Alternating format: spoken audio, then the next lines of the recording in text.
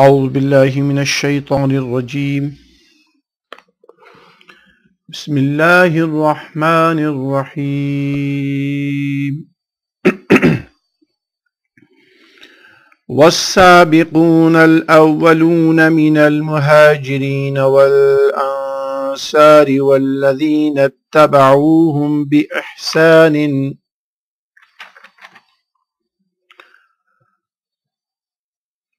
من المهاجرين والأنصار والذين اتبعوهم بإحسان رضي الله عنهم ورضوا عنه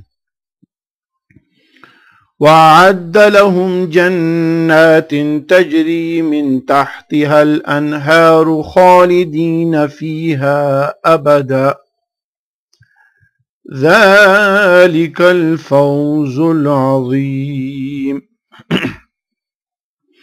وممن حولكم من الأعراب منافقون ومن أهل المدينة مردوا على النفاق لا تعلمهم نحن نعلمهم سنعذبهم مرتين ثم يردون إلى عذاب عظيم.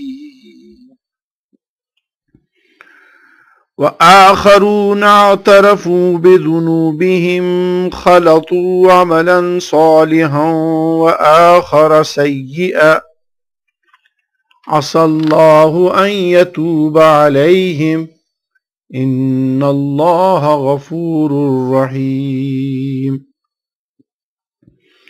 خذ من أموالهم صدقة تطهرهم وتزكيهم بها وصل عليهم إن صلاتك سكن لهم والله سميع عليم.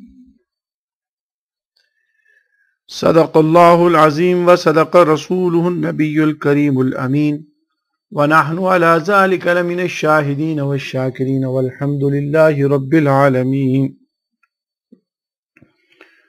میرے واجب الاحترام بزرگان ملت، برادران اسلام، میری بہن اور بچوں، السلام علیکم ورحمۃ اللہ وبرکاتہ.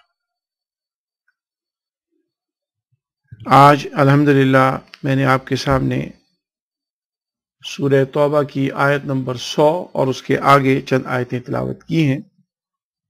انشاءاللہ اس مختصر سے وقت میں ان آیتوں کا ترجمہ اور تفسیر آپ کی خدمت میں پیش کی جائے گی. اگر آپ کے کوئی سوالات ہوں تو آپ مجھے دوران پروگرام کال کر سکتے ہیں. ٹورانٹو میں اور جی ٹی اے میں رہنے والوں کے لیے 416-994-5467. اگین 416-994-5467 اور کیلگری میں ہے 403-831-6330 اور باقی علاقوں کے لوگ ٹول فری کال کر سکتے ہیں الحمدللہ 1-866-77 اسلام ISLAM. اور آپ ای میل بھی کر سکتے ہیں contact@islamicsupremecouncil.com. حضرات محترم، میری بہنوں اور بچوں، verse number 100 in Surah At-Tawbah is very important in terms of who are the companions of Rasulullah sallallahu alaihi wasallam. قرآن کریم میں کئی جگہوں پر نبی علیہ الصلوۃ والسلام کے صحابہ کی شان اللہ نے بیان فرمائی. In many places of the Holy Quran, Allah Tabarak wa Ta'ala has described the honors of Sahaba, companions of Rasulullah sallallahu alaihi wasallam. And this is one of those verses where Allah Tabarak wa Ta'ala very clearly describing the honors of Sahaba of Rasulullah sallallahu alaihi wasallam. یاد رکھیے، جیسا کہ اکثر لوگ یہ بات کہتے ہیں، نبی علیہ الصلوۃ والسلام کی امت میں سب برابر نہیں ہے. اس سے مراد یہ نہیں ہوتا کہ جس کو ہم برابر نہ سمجھیں وہ کمتر ہے یا اس کی کوئی اہمیت نہیں ہے. نہیں، ہر ایک کی اپنی اپنی جگہ ایک اہمیت ہے. اسی مس انڈرسٹینڈنگ کی وجہ سے بہت سے لوگ نبیوں کو بھی برابر کہتے ہیں اور وہ قرآن کریم کی آیت کو کوٹ کر بیٹھتے ہیں جو قرآن کریم میں سورہ بقرہ میں اللہ تبارک و تعالیٰ نے آخری رکوع میں ارشاد فرمائی لا نفرق بین احد من رسل. اللہ تبارک و تعالیٰ نے فرمایا کہ دیکھو میرے رسولوں میں کوئی تفریق مت پیدا کرنا. تو کہتے ہیں جناب سب رسول برابر ہیں. نہیں، سب رسول برابر نہیں، سب انسان برابر نہیں، اور سب امتی اور رسول اللہ صلی اللہ علیہ وسلم وہ برابر نہیں. اور یہ اللہ کا ایک قانون ہے، اللہ کا ایک نظام ہے جو اس نے بنایا ہے. جہاں سب رسولوں کے برابری، اس میں جو کہی گئی بات لا نفرق بین احد من رسل، اس میں جو یہ کہا گیا کہ آپ رسولوں کے درمیان تفریق پیدا نہ کریں سورہ بقرہ میں، اس کی مراد یہ ہے کہ جس طرح سے دوسری قوموں نے، دوسرے لوگوں نے بعض رسولوں کی تصدیق کی، بعض کا احترام کیا، بعض کو ایکسیپٹ کر لیا، بعض کو ایکسیپٹ نہیں کیا، بعض کو قتل کیا، بعض کا انکار کیا. اللہ تبارک و تعالیٰ نے فرمایا اے مسلمان تم وہ کام مت کرنا، تم تمام رسولوں کی عزت کرنا، تمام رسولوں پر ایمان لانا، تمام رسولوں کی کتابوں پر ایمان لانا سب تمہارے ایمان کا حصہ ہیں. لیکن اس میں برابری کی بات نہیں ہے، اس میں یہ کہا کہ سب کا احترام ہے، اس کے درجے کے مطابق، اس کے مقام کے مطابق. سب کو اللہ نے نبی بنایا، سب سے اللہ نے باتیں کی، سب سے اللہ کی وہی سب ان تمام رسولوں اور نبیوں کو اللہ نے عطا فرمائی. لیکن پھر فرمایا تلک الرسل فضلنا بعضکم علی بعض. اللہ نے فرمایا بعض رسولوں کو بعض پر میں نے فضیلت دی ہے، یہ اللہ نے فضیلت دی ہے. اور نبی حضرت محمد مصطفیٰ صلی اللہ علیہ وسلم کو اللہ نے تمام رسولوں اور نبیوں پر فضیلت عطا فرمائی. تو ہر ایک کے اپنے اپنے درجات ہیں. اسی طرح سے رسول اکرم صلی اللہ علیہ وسلم کے صحابہ میں بھی سب برابر نہیں ہیں، اور اس آیت سے یہ ثابت ہوتی ہے بات. اسی طرح سے سورہ فتح میں جو آیت آتی ہے اللہ تبارک و تعالیٰ نے فرمایا وہ صحابہ جو فتح مکہ سے پہلے مسلمان ہوئے اور وہ جو بعد میں مسلمان ہوئے یہ آپس میں برابر نہیں ہے. یہاں پر ان صحابہ کی بات آ رہی ہے جو بالکل ابتدائی دور میں مسلمان ہوئے.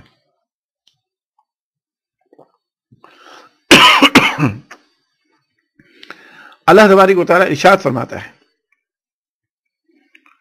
بسم اللہ الرحمن الرحیم والسابقون الاولون من المہاجرین والانصار. وہ لوگ انصار میں سے اور مہاجرین میں سے جو سب سے پہلے مسلمان ہوئے، ارلی دور میں مسلمان ہوئے، ابتدا میں مسلمان ہوئے، یعنی ایمان لانوں میں جنہوں نے سبقت لے لی، مہاجرین ہو یا انصار ہو.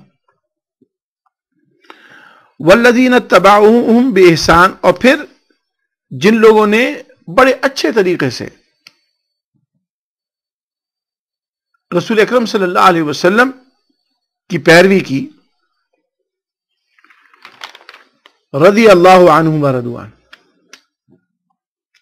اللہ تبارک و تعالیٰ فرماتا ہے میں ان سے راضی ہو گیا، وہ مجھ سے راضی ہو گئے. وَعَدَّ لَهُمْ جَنَّاتٍ تَجْرِي مِن تَحْتِهَا الْأَنْهَارُ. اللہ تعالیٰ فرماتا ہے میں نے ان سے وعدہ کیا ہے ان باغوں کا، اس جنت کا جس کے نیچے پانی کی نہریں بہتی ہیں. خالدین فیہا ابدا، یہ ہمیشہ اس جنت میں رہیں گے. ذالک الفوز العظیم، یہ بہت بڑی کامیابی ہے. حضرت محترم نبی علیہ الصلوۃ والسلام پر وہ لوگ جو مکہ میں ایمان لائے، پھر نبی علیہ الصلوۃ والسلام پر جو مکہ میں بھی سب سے پہلے ایمان لائے، یاد رکھیے یہ تمام لوگ درجات میں بالکل دوسرے لوگوں کے مقابلے میں بلند تر ہیں. نبی علیہ الصلوۃ والسلام پر سب سے پہلے جس دوسرے شخص نے، یعنی حضور پاک صلی اللہ علیہ وسلم تو اللہ پر ایمان، آف کورس وہ اللہ کے نبی، اللہ تعالیٰ فرماتا ہے محمد صلی اللہ علیہ وسلم بھی ایمان لائے، بالکل حضور پاک صلی اللہ علیہ وسلم بھی ایمان لائے اس بات پر جو اللہ نے ان کی طرف نازل کی.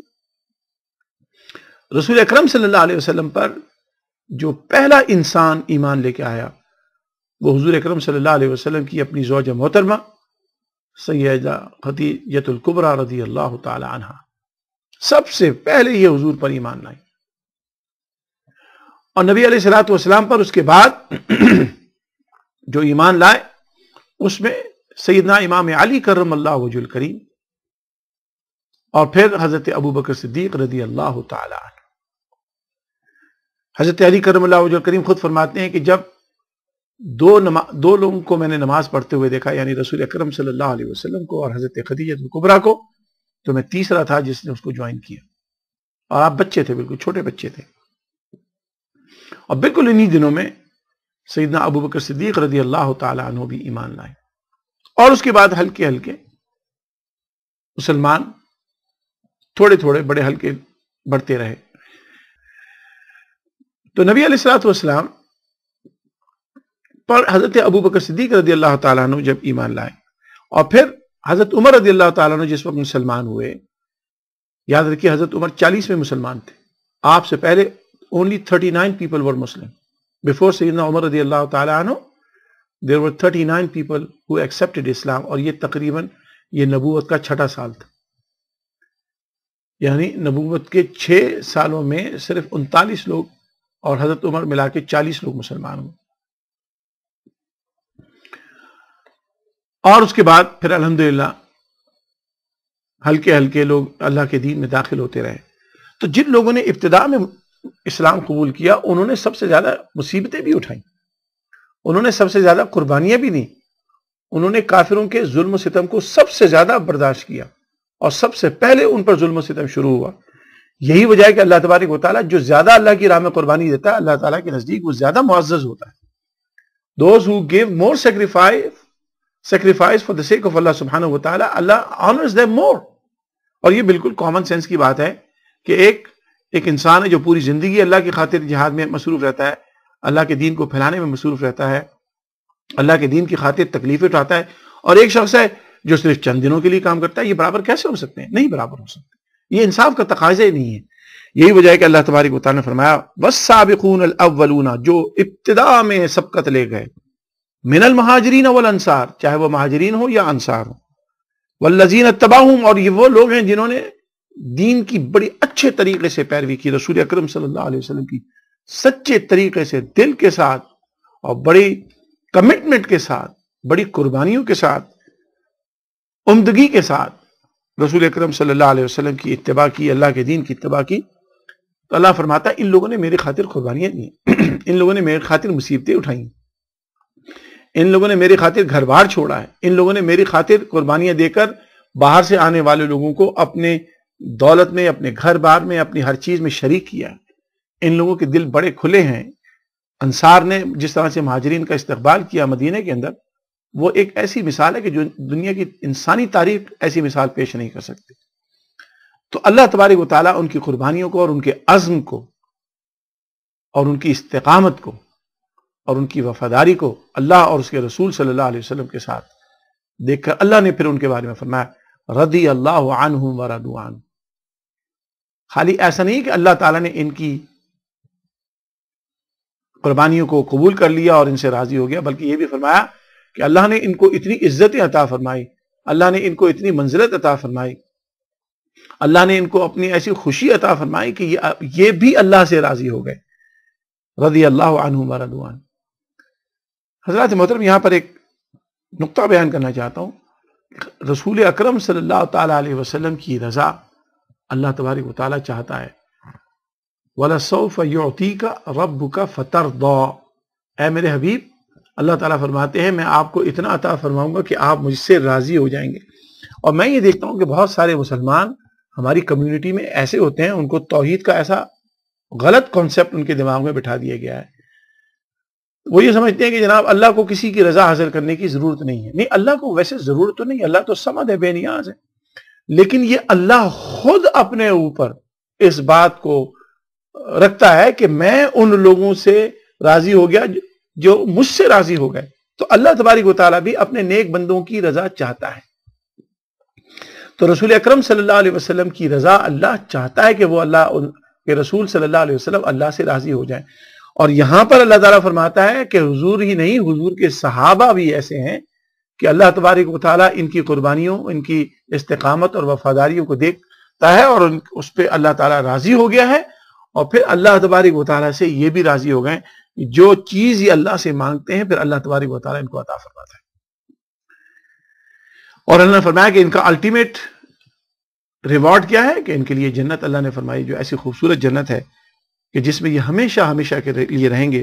اور ذالک الفوز العظیم. اللہ فرماتا ہے یہ ہے اصل سب سے بڑی کامیابی. دنیا والوں کے نزدیک کامیابی یہ ہے کہ انسان اچھے مکانوں میں اچھے کھانے کھائے, اچھی اقتدار میں آ جائے, شہرت میں آ جائے, مکانوں میں رہے, گاڑیاں چلائے. یاد رکھیے یہ دنیا کی تمام عزت جو ہے وہ ایک بڑی عارضی عزت ہے. دائمی عزت وہ ہے, پرماننٹ عزت وہ ہے that we get from Allah subhanahu wa ta'ala. ذَلِكَ الْفَوْزُ الْعَظِيمُ. The biggest success is with Allah subhanahu wa ta'ala. The biggest honor is from Allah subhanahu wa ta'ala. لہذا جو لوگ نبی علیہ الصلوۃ والسلام کے صحابہ کے بارے میں ایسی باتیں کہہ دیتے ہیں جو کہنی نہیں چاہیے, ان کو اللہ سے ڈرنا چاہیے. Those who disrespect these companions of Rasulullah sallallahu alaihi wasallam, and those who say bad things about them, they lose their iman, they lose their faith, they lose their Islam right away because it goes against Quran.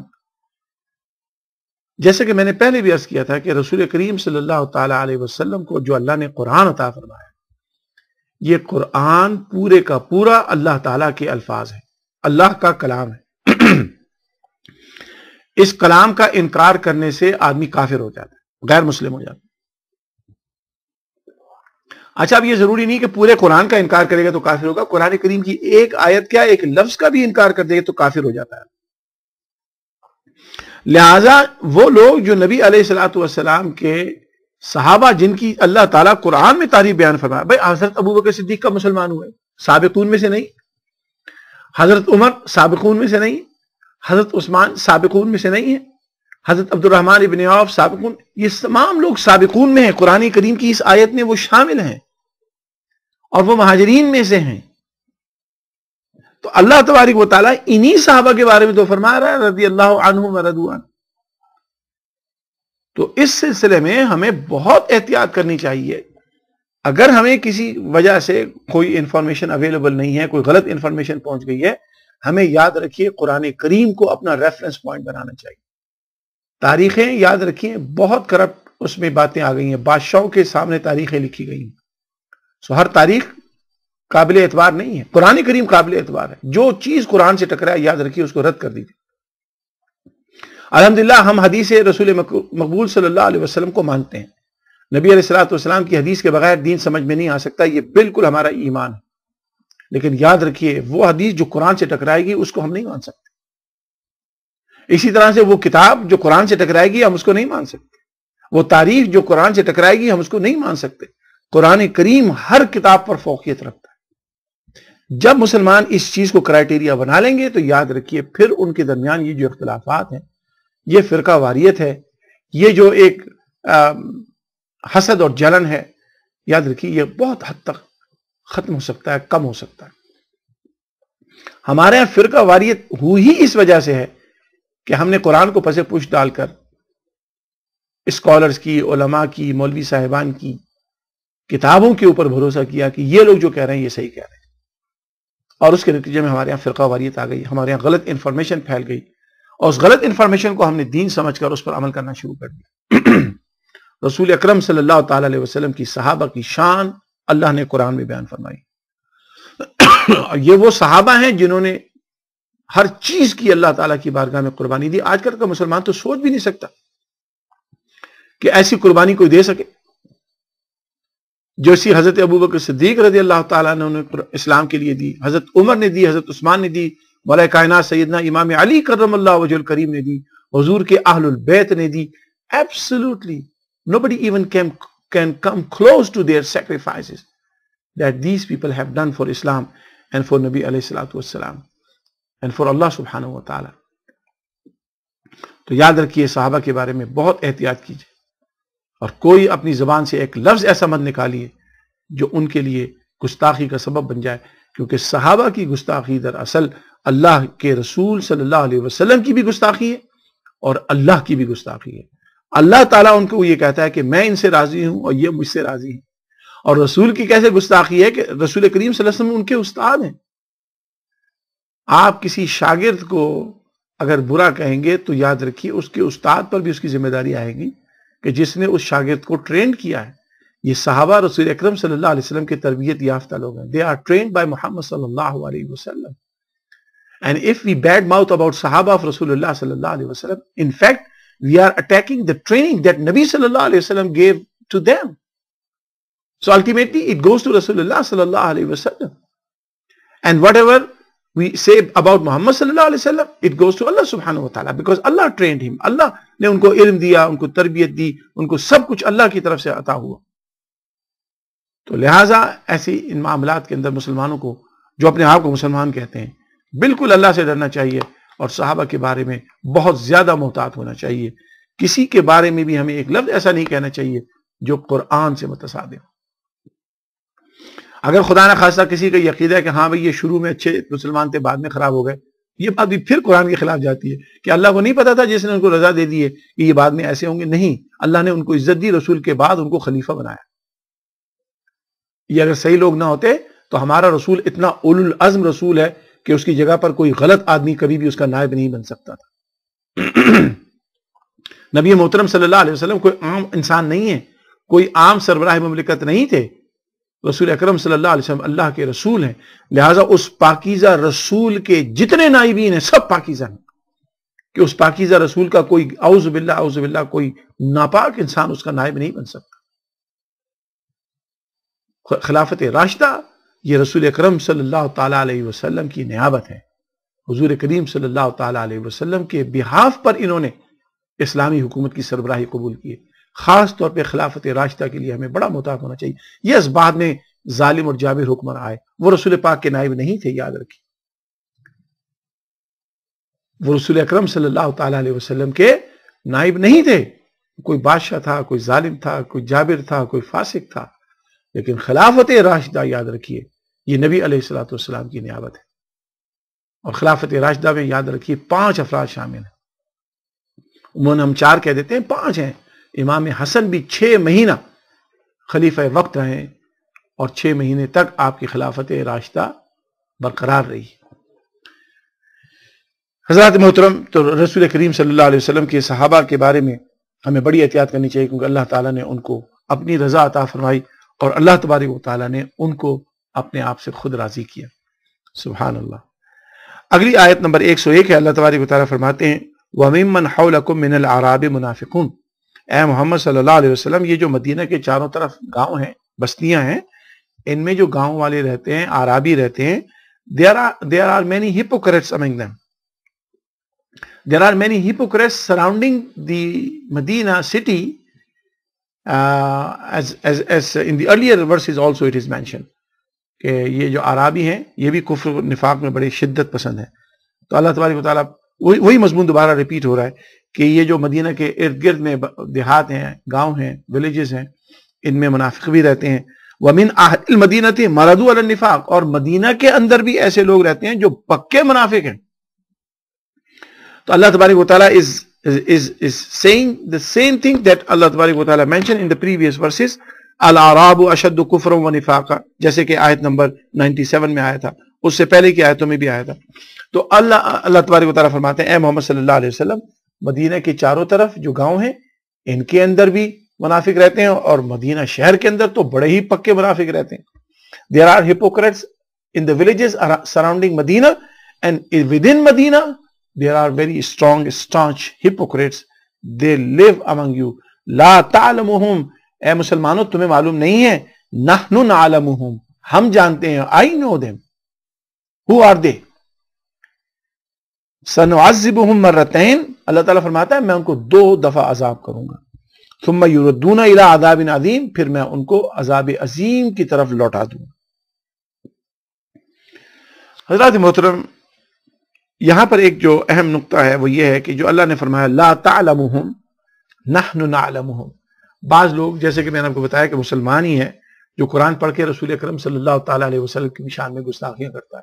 اللہ تعالیٰ ایسے مسلمانوں سے ہمیں محفوظ رکھے اور دور رکھے, اور اللہ تعالیٰ ان کو ہدایت عطا فرمائے. وہ کہتے ہیں دیکھو اللہ نے فرما دیا لا تعلمهم, you do not know, نحن نعلمهم, I know, we know. تو کہتے ہیں رسول پاک کو اگر پتا ہوتا تو اللہ تعالیٰ کبھی نہ کہتا لا تعالیٰ. نہیں، یہ بات نہیں ہے، یہ آپ کے اپنے دماغ کی خرابی کا نتیجہ ہے. لا تعلمہم سے مراد یہ ہے کہ دیکھو تم اپنے تئیں اس کو نہیں معلوم کرتے. You do not find out on your own. نحن نعلمہم، آئی نو اینڈ آئی انفارم یو. کبھی بھی کسی مسلمان کا یہ عقیدہ نہیں ہوتا کہ رسول پاک کو خود بخود پتہ چل جاتا ہے. یہ کسی کا عقیدہ نہیں. یا رسول پاک کو اپنے ہی ذاتی کیپیسٹی میں چیزوں کا علم ہوتا ہے، یہ کسی کا علم نہیں ہے. Nobody says that Muhammad sallallahu alaihi wasallam knew غیب on his own. No. Every Muslim believes that نبی علیہ الصلوۃ والسلام کو غیب کا علم اللہ عطا فرماتا ہے. اللہ اپنے نبیوں کو غیب کا علم عطا فرماتا ہے. تو یہاں پہ جو فرمایا لا تعلمہم، مطلب یہ ہے کہ تم خود معلوم نہیں کر سکتے، ہم جانتے ہیں کیونکہ ہم اللہ تعالیٰ ہیں. اللہ تعالیٰ سمیع و بصیر ہے، ہر چیز کو دیکھتا ہے اور جانتا ہے اور سنتا ہے. لہٰذا تم کو اگر جو علم حاصل ہوگا، اللہ تعالیٰ فرما رہے ہیں کہ وہ میں بتاؤں گا تو تمہیں پتہ چلے گا. اور یہی اسلامی عقیدہ ہے اور یہی اہل سنت والجماعت کا عقیدہ ہے کہ اللہ کے نبی محمد صلی اللہ علیہ وسلم کو جو علم تھا اور جو غیب کا علم تھا وہ اللہ تبارک و تعالیٰ ہی نے عطا فرمایا. پرابلم یہ ہے کہ جن لوگوں نے یہ کہہ دیا اپنی کتابوں میں اور قرآن کریم کی تفسیروں میں لکھ دیا کہ نبی کو علم غیب نہیں ہوتا، انہوں نے کتنا بڑا جھوٹ بولا ہے. انہوں نے یہ جو لکھا ہے کہ نبی کو علم غیب نہیں ہوتا، وہ اس ضد میں لکھا ہے کہ اہل سنت والجماعت کے علماء یہ کہتے ہیں کہ اللہ کے نبی کو علم غیب ہے، اور وہ کہتے ہیں اللہ کو علم غیب ہے، اللہ کے علاوہ کسی کو نہیں ہے. یاد رکھیے، اہل سنت والجماعت کے علماء جو کہتے ہیں کہ نبی کو علم غیب ہے، وہ اس لیے کہتے ہیں کہ اللہ تبارک و تعالیٰ ان کو بتاتا ہے. محمد صلی اللہ علیہ وسلم کو کوئی اور نہیں بتاتا، اللہ بتاتا ہے. محمد صلی اللہ علیہ وسلم کو خود اپنی کوشش سے نہیں پتا چلتا، اللہ بتاتا ہے. یہ ہے عقیدہ اہل سنت والجماعت کا. اب اس کو کوئی رد کرے اور یہ کہے کہ محمد صلی اللہ علیہ وسلم کو آتا ہی کچھ نہیں یا ان کو غیب کا علم پتہ ہی نہیں ہے، تو یاد رکھیے یہ گستاخی ہے اور قرآن کا انکار ہے. تو اللہ تعالیٰ فرماتے ہیں لا تعلمہم، تم اپنی کوشش سے معلوم نہیں کر سکتے، کیونکہ وہ اتنے مکار اور فریب منافق ہیں تمہارے اندر رہنے والے. مکہ کے چاروں طرف، مدینہ کے چاروں طرف رہنے والے اور مدینہ کے اندر رہنے والے، یہ اتنے پکے فریبی ہیں کہ ان کے چہروں سے پتہ ہی نہیں چلتا یہ منافق ہیں. لیکن اللہ تعالیٰ فرماتا ہے میں تو دلوں کی بھید جانتا ہوں، یہ منافق ہیں. لہٰذا اللہ تعالیٰ اپنے نبی صلی اللہ علیہ وسلم کو بتاتا ہے کہ کون منافق ہے. اور یہی وجہ ہے کہ آپ بخاری شریف کی احادیث پڑھ لیجئے، مسلم شریف پڑھ لیجئے. جب نبی علیہ الصلوۃ والسلام واپس تشریف لے آئے اور ایک جمعہ رسول کریم صلی اللہ تعالیٰ علیہ وسلم منبر پر کھڑے ہوئے جمعے کے دن، اور آپ نے ایک ایک منافق جو وہاں پر بیٹھا ہوا تھا اس کا نام لے لے کر مسجد نبی سے کہا کہ تم منافق ہو، تم نکل جاؤ، تم منافق ہو، تم نکل جاؤ. یہ رسول کریم صلی اللہ علیہ وسلم نے کیا.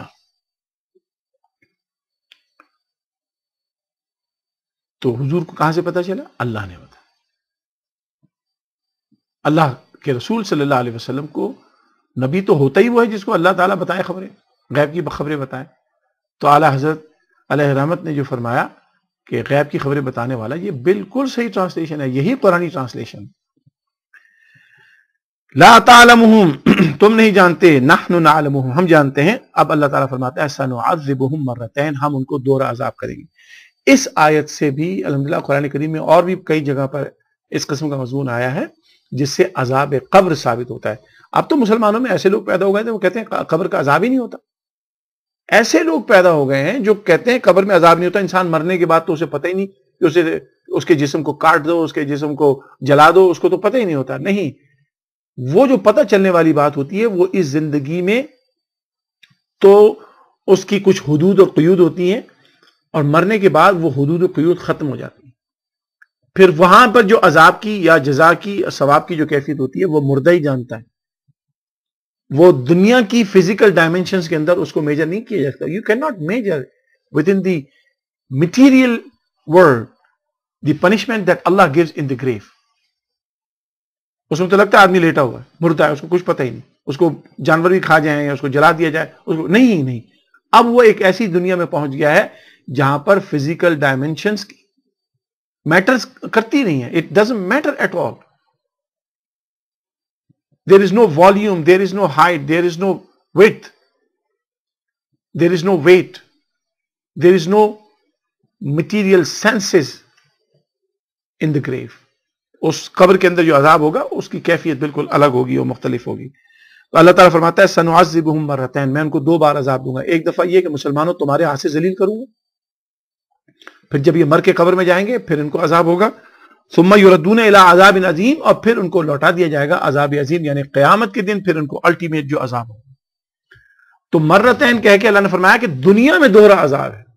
ایک دفعہ مسلمانوں کے ہاتھ سے شکست کھائیں گے، ذلت اور رسوائی ان کا مقدر بنے گا، اور پھر جب یہ مر جائیں گے تو قبر میں ان کو عذاب ہوگا. ثم یردون الی عذاب عظیم، پھر ان کو عذاب عظیم کی طرف لوٹا دیا جائے گا. تو یہاں پر قبر کے عذاب کا انکار کرنے والوں کو سوچنا چاہیے کہ اللہ تبارک و تعالیٰ نے صاف بتایا کہ منافقین کو اللہ تبارک و تعالیٰ اس دنیا میں 2 عذاب ہے، اور وہ 2 عذاب جو ہے وہ ان کو ایک ان کی زندگی میں، ایک مرنے کے بعد قبر میں، اور تیسرا عذاب ان کو یوم آخرت کے اندر ملے. وَآخَرُونَ اعْتَرَفُوا بِذُنُوبِهِمْ. اب یہاں سے آیت نمبر 102 سے تھوڑا سا مضمون تبدیل ہو رہا ہے، اور اس میں ان مسلمانوں کی بات آ رہی ہے جو انسانی کمزوری کی وجہ سے یا تھوڑے سے حالات کو دیکھ کر صحیح فیصلہ نہیں کر پائے. تو اللہ تبارک و تعالیٰ یہ ان مسلمانوں کی بات کر رہا ہے جو سچے مسلمان تھے، نبی علیہ الصلوۃ والسلام پر سچے دل سے ایمان رکھتے تھے، لیکن یہ کمزوری تھی یا حالات ان کے جیسے انہوں نے سوچا اپنے بارے میں، وہ یہ رسول کریم صلی اللہ علیہ وسلم کے ساتھ غزوہ تبوک پہ نہیں گئے. اللہ تعالیٰ ان مسلمانوں کے بارے میں ارشاد فرماتا ہے وَآخَرُونَ اعْتَرَفُوا بِذُنُوبِهِمْ. اے محمد صلی اللہ علیہ وسلم، کچھ ایسے لوگ بھی آپ کے ہیں جو آپ کے پاس آ کر اپنے گناہوں کا اعتراف کریں گے. خَلَطُوا عَمَلًا صَالِحًا وَآخَرَ سَيِّئًا. یہ وہ لوگ ہیں جنہوں نے اچھے عمل کو، یعنی ایمان کو، جو مسلمان ہیں بالکل پکے مسلمان ہیں، عَمَلًا صَالِحًا وَآخَرَ سَيِّئًا، انہوں نے اچھے عمل کو برے عمل کے ساتھ ملا دیا. یعنی یہ مسلمان ہیں، نیکوکار ہیں، دیندار ہیں، سچے ہیں، لیکن انہوں نے آپ کی بات کو نہ مان کر ایک برا کام کیا، سیئہ کیا. انہوں نے برا کام کیا ہے تو انہوں نے کیا کیا؟ ایمان کے ہوتے ہوئے گناہ کر بیٹھے. یہ لوگ مسلمان ہوتے ہوئے بھی رسول کریم صلی اللہ تعالی علیہ وسلم کے حکم عدولی کر بیٹھے. مسلمان ہوتے ہوئے بھی جا سکتے تھے لیکن کمزور تھے، یا مصلحت کوئی ان کی اپنی ذاتی ہوگی، اس کی وجہ سے یہ رسول کریم صلی اللہ تعالی علیہ وسلم کے ساتھ تبوک کے جنگ میں نہیں گئے، جہاد میں نہیں گئے. تو اللہ تعالیٰ فرماتا ہے وَآخَرُونَ اعْتَرَفُوا بِذُنُوبِهِمْ. اب یہ آپ کے پاس آ کر اپنے گناہوں کا اعتراف کرتے ہیں، اور ان سے غلطی کیا ہوئی؟ خَلَطُوا عَمَلًا صَالِحًا وَآخَرَ سَيِّئًا. ان سے اچھے اور برے عمل کے مکس اپ ہو گئے. اللہ تعالیٰ فرماتے ہیں عَسَى اللَّهُ أَن يَتُوبَ عَلَيْهِمْ. ان قریب اللہ تبارک و تعالیٰ ان کی توبہ قبول فرمائے گا. مراد یہ کہ اللہ تبارک و تعالیٰ بڑے رحیم ہیں، بڑے کریم ہیں، بڑے شفیق ہیں. جو دل سے سچا ہوتا ہے لیکن انسانی بشری کمزوریوں کی وجہ سے وہ غلطی کر بیٹھتا ہے، تو اللہ تعالیٰ فرماتا ہے عَسَى اللَّهُ أَن يَتُوبَ عَلَيْهِمْ. ان قریب اللہ تبارک و تعالیٰ ان کی توبہ قبول فرمائے گا. ان اللہ غفور رحیم. اللہ تبارک و تعالیٰ بڑا غفور ہے، بڑا رحیم ہے. اللہ تبارک و تعالیٰ is talking about those Muslims who were really Muslim. They were not hypocrites. They really believed in Muhammad sallallahu alaihi wasallam. They were very sincere with Islam, but because of their some weakness, human weakness, or because of some their personal ambitions, or because of their personal reasons, they did not go with Rasulullah sallallahu alaihi wasallam as well. So Allah Tabarak wa Ta'ala is talking about those Muslims, and Allah is saying that these people will come to you and they will admit their sin, disobedience, because they had mixed up good with bad. They were good Muslims, they had a good faith, but they mixed up by disobeying Rasulullah sallallahu alaihi wasallam bad things. Allah says, I know because they are good people, they are true Muslims, they are not hypocrites. Allah says, I will accept their repentance. And Allah is most forgiving and most compassionate. حضرات محترم، یہ وہ لوگ تھے، چند مسلمانوں میں سے چند لوگ تھے کہ جو نبی علیہ الصلوۃ والسلام کے ساتھ جا سکتے تھے لیکن نہیں گئے. جیسا کہ میں نے آپ سے بار بار عرض کیا کہ بہرحال ان سے غلطی ہوئی. تو ان لوگوں جب رسول کریم صلی اللہ علیہ وسلم واپس آیا، چونکہ ان کو بڑی ندامت ہو رہی تھی، they were very much ashamed because they disobeyed Rasulullah sallallahu alaihi wasallam. And Muhammad sallallahu alaihi wasallam came back to Medina and they were ashamed of their behavior. उनको बड़ी शर्मिंदगी हुई, तो इनमें से अक्सर लोग जो थे उन लोगों ने जाके मस्जिद नबवी के सुतूनों से अपने आप को बांध लिया. They tied themselves with the pillars in Masjid Nabawi Sharif and they said, we made a mistake, we admit, we are ashamed of our behavior, we should not have done this what we did, we should have gone with Muhammad sallallahu alaihi wasallam, but we did not go with him. But we are true Muslim, we believe in him, but we made a mistake, so we should be punished. And they said, we will tie ourselves with the pillars of Masjid Nabawi and we will not be freed, we will not free ourselves unless Muhammad sallallahu alaihi wasallam himself comes and free us and accept our repentance and forgive us. Allah तबारक व तआला ने उन्हीं लोगों के बारे में फरमाया, ऐ मेरे हबीब सल्लल्लाहु अलैहि वसल्लम, इन लोगों से गलती हो गई है, इनको मैंने माफ कर दिया है, तो आप भी इनको माफ करना. They have made a mistake, I have forgiven them, so you also forgive. So नबी अलैहिस्सलाम ने अल्लाह के हुक्म से उनको माफ किया. देखिए, अल्लाह के हुक्म से माफ किया. रसूल करीम सल्लल्लाहु अलैहि वसल्लम हर चीज अल्लाह तबारक व तआला ही के हुक्म से करते हैं. हुजूर ने खुद ही उनको माफ नहीं कर दिया. हुजूर अकरम सल्लल्लाहु अलैहि वसल्लम, he waits for the wahi of Allah subhanahu wa ta'ala because he depends on that. He makes decision based upon the guidance from Allah subhanahu wa ta'ala. तो जब ये लोग, इन्होंने रसूल पाक सल्लल्लाहु अलैहि वसल्लम ने आके इनकी रस्सियां खोल दी, ये जब अपने घरों को गए तो इन्होंने इतने शर्मिंदा थे, they were so much ashamed, कि वो अपने घर की सारी चीजें लाके रसूल करीम सल्लल्लाहु अलैहि वसल्लम के पास दे दी कि या रसूल अल्लाह, ये हम आपकी खिदमत में पेश करते हैं, हमारी तरफ से इसको कबूल फरमाइए. हम नहीं गए, हमें बड़ा अफसोस है, हमें माफ कर दीजिए, please accept. And they brought everything, अपने घर की सारी चीजें लेके आ गए. रसूल करीम सल्लल्लाहु ताला अलैहि वसल्लम ने उनकी वो चीजें नहीं ली, क्योंकि इट वाज एवरीथिंग. और ये काफी सारे लोग थे जो अपने घर की हर चीज एज ए, समझिए एक तरह से कि उन्होंने फिदिये के तौर पर, पेनल्टी के तौर पर कहा कि हमने गलती की है, अब हम अपने घर में कोई चीज नहीं रखेंगे, अब सारी की सारी अल्लाह की राह में दे देंगे. तो रसूल करीम सल्लल्लाहु ताला अलैहि वसल्लम ने उनकी ये चीजें देखी. अल्लाह तबारक व तआला ने हुक्म फरमाया, खुज़ मिन अम्वालिहिम सदक़तन, ऐ मेरे हबीब, ऐ मोहम्मद सल्लल्लाहु अलैहि वसल्लम, एक्सेप्ट देयर सदका, mean this charity they brought it. तो ताहिरुहुम, आप जब इनकी सदके को कबूल फरमा लेंगे, इनकी चैरिटी को कबूल फरमा लेंगे, तो क्या होगा? तो ताहिरुहुम, ये पाकीज़ा हो जाएंगे, वो तुज़क्कीहिम, ये प्यूरिफाई हो जाएंगे, बिहा वसल्ली अलैहिम, और आप इनके लिए दुआ मांगे. ऐ मेरे हबीब, इनसे गलती हो गई है, अब ये आपके पास सदकात लेके आए हैं, चैरिटी लेके आए हैं, आप इसको एक्सेप्ट कर लीजिए. आप एक्सेप्ट कर लेंगे तो इनका बाकी माल पाक हो जाएगा, ये खुद पाक हो जाएंगे, इनका तस्किया भी हो जाएगा. और फिर वसल्ली अलैहिम, और आप इनके लिए बरकत की दुआ फरमाएं. इन्ना सलातका सकनुल लहुम, आपकी दुआ इनके लिए बड़े सुकून का बाइस बनेगी. आपकी दुआ से इनको सुकून मिलता है, आपकी दुआ से इनको पता चल जाता है कि आप इनसे खुश हैं. यानी अल्लाह तबारक व तआला रसूल अकरम सल्लल्लाहु ताला अलैहि वसल्लम की दुआ की अहमियत बता रहा है. यहां जो बराह रास्त खुदा से मांगने वाले हैं ना, वो जरा ये सोचें, जब अल्लाह ने माफ कर दिया था तो रसूल पाक सल्लल्लाहु अलैहि वसल्लम ने भी तो माफ कर दिया था. लेकिन अल्लाह ताला अपने हबीब अहमद मुश्तबा मोहम्मद मुस्तफ़ा सल्लल्लाहु अलैहि वसल्लम को हुक्म दे रहे हैं कि मेरे हबीब, आप इनके दिलजोई फरमाइए, इनसे गलती हो गई है, इनको मैंने माफ कर दिया, अब आप भी माफ कर दीजिए. आप इनके लिए दुआ फरमाएं. आपकी दुआ से ये खुश होते हैं, आपकी दुआ से इन्हें सुकून मिलता है, आपकी दुआ से ये अल्लाह के करीब होते हैं. आपकी दुआ होगी तो अल्लाह इन पर अपनी रहमतें और बरकतें करेगा. This is Quran, my dear brothers and sisters. अल्लाह तबारक व तआला रसूल करीम सल्लल्लाहु अलैहि वसल्लम पर अगर इन्हिसार ना करे, और अल्लाह वो तो समझ है, बेनियाज, उसको किसी पे इन्हिसार करने की जरूरत नहीं है. वो खुद ब खुद कह सकता था मैंने माफ कर दिया बस. नहीं, अल्लाह तबारक व तआला को पता है कि ये मोहम्मद मुस्तफ़ा सल्लल्लाहु अलैहि वसल्लम के सामने उठते बैठते हैं, मेरा हबीब इनसे खुश होना चाहिए, और इनको मेरे हबीब की दुआएं लेनी चाहिए कि मेरा हबीब जब इनके लिए दुआ करता है तो मुझे ये ज्यादा पसंद है.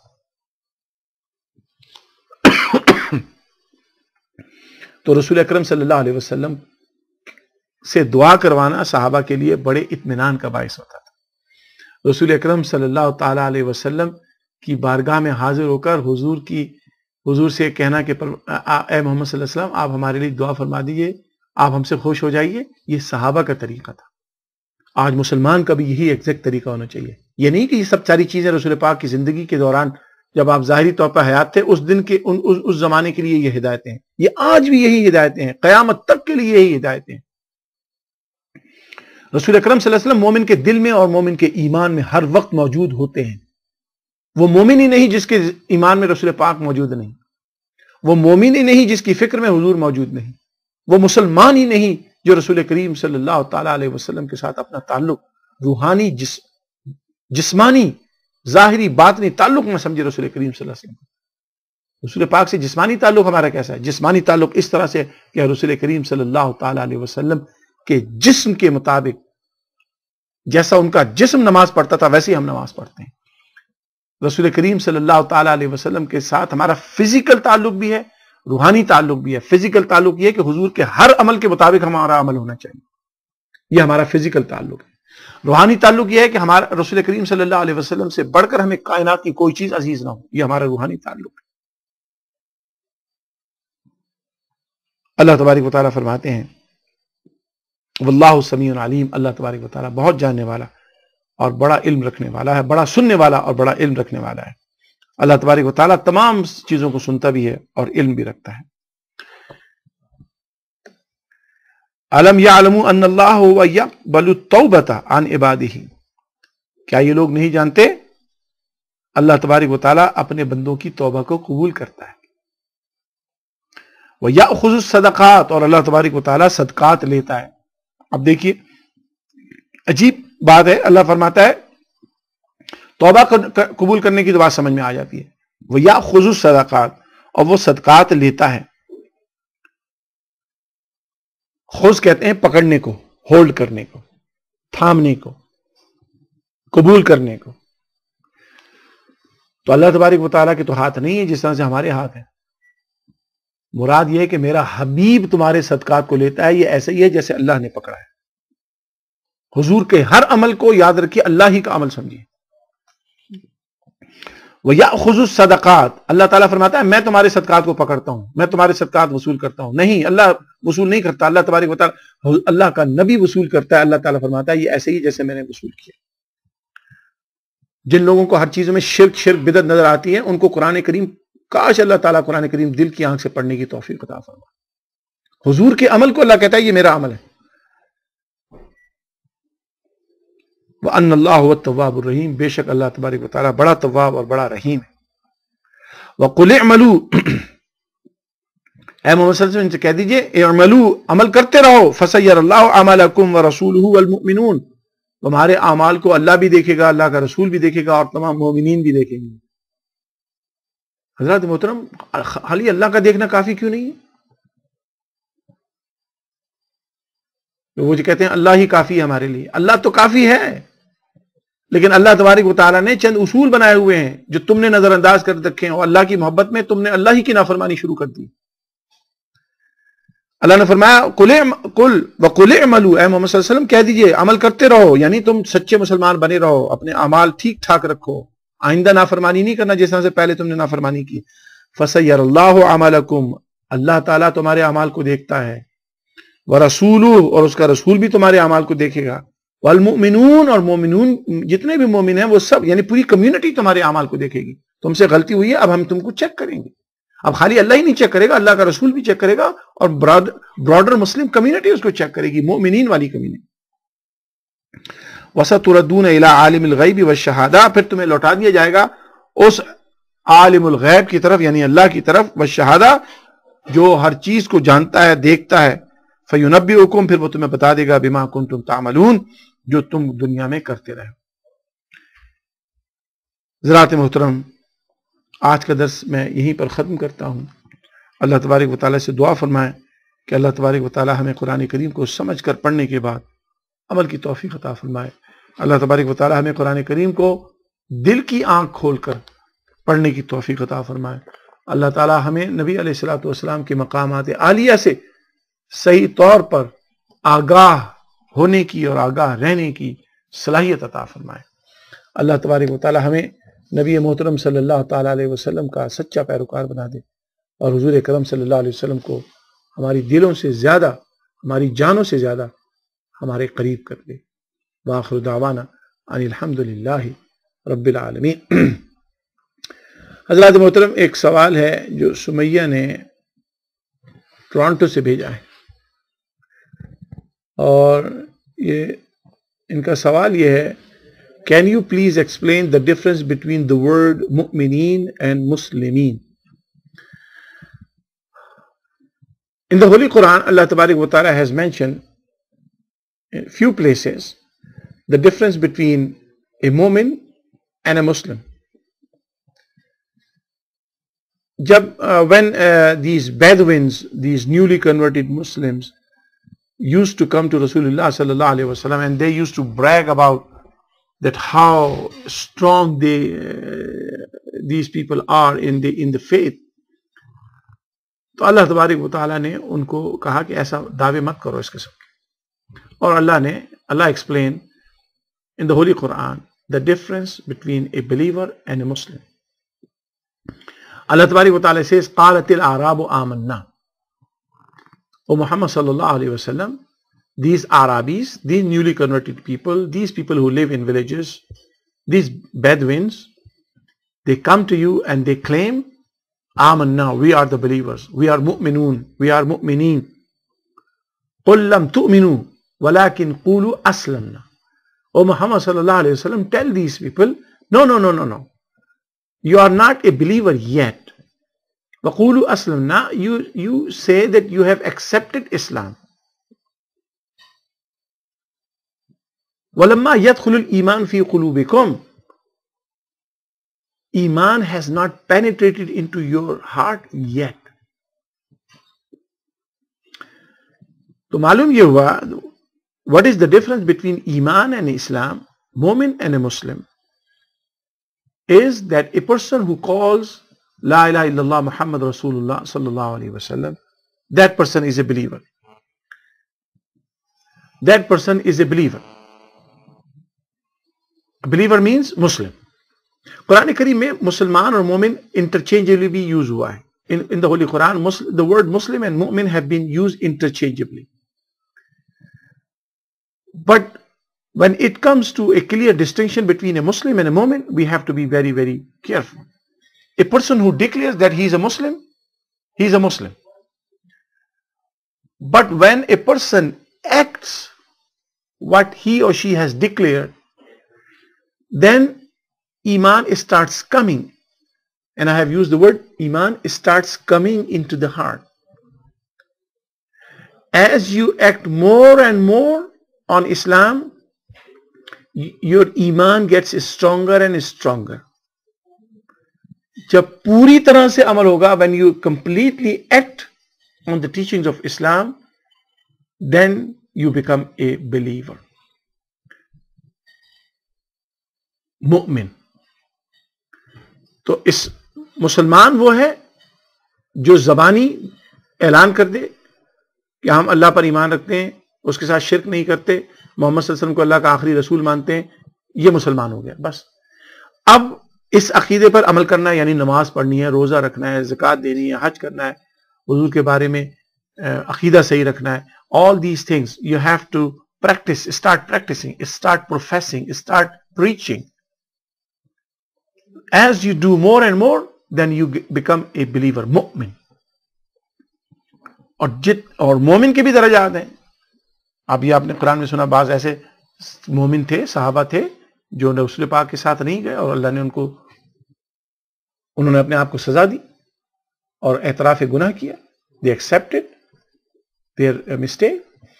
So مومن is the one who follows, who acts on the claim that he has declared Islam. Now he or she starts acting, means practicing. دوسری بات یہ کہ مسلمان جب کہتا ہے کہ میں مسلمان, ایک شخص جب یہ کہتا ہے کہ میں مسلمان ہوں, when a person says that I'm a Muslim, it means you just have declared. You have not started practicing. But when you start practicing and you practice truly from your heart, that's very important. Then you become a mu'min. And mu'min bhi, it grows. The strength of iman grows with the time. With the time and as you practice more and more. जितना ज़्यादा अमल होगा ईमान उतना ही मजबूत होता जाएगा. जितना कम अमल होगा ईमान उतना ही कमजोर हो जाएगा. मोमिन की एक शान ये होती है कि the difference between a Muslim and a mu'min is that the mu'min cannot be dual. Whatever he or she says, they practice. Muslim, auzu billah, because he or she is not there yet. That is why they say we are Muslim, but they don't practice. You will find a lot of Muslims, they drink alcohol. They remain Muslim, no doubt, but they are committing sin. So the iman is not there, or it's in the very weak stage. A Muslim who does not pray 5 prayers, that person is a Muslim, yes, but the iman is very weak. So as you practice more, it strengthens your iman.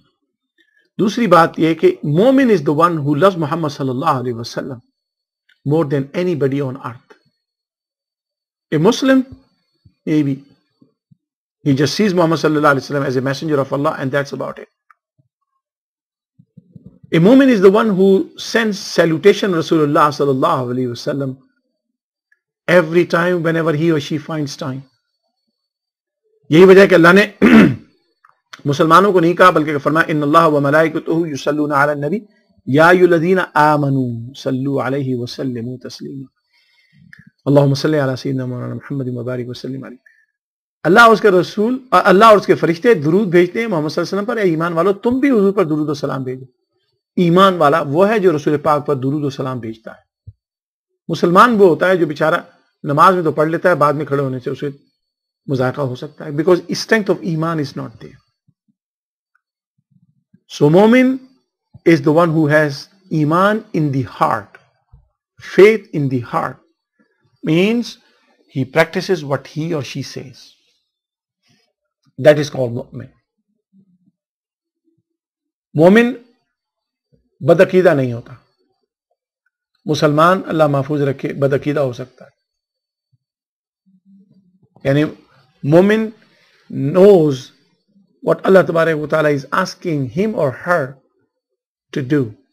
He understands the mashiyat of Allah Subhanahu wa Ta'ala, the command of Allah Subhanahu wa Ta'ala. मुसलमान बेचारा चूंकि ईमान में कमजोर होता है, लिहाजा उसको इतना पता नहीं होता. Therefore, there are 3 stages in our faith.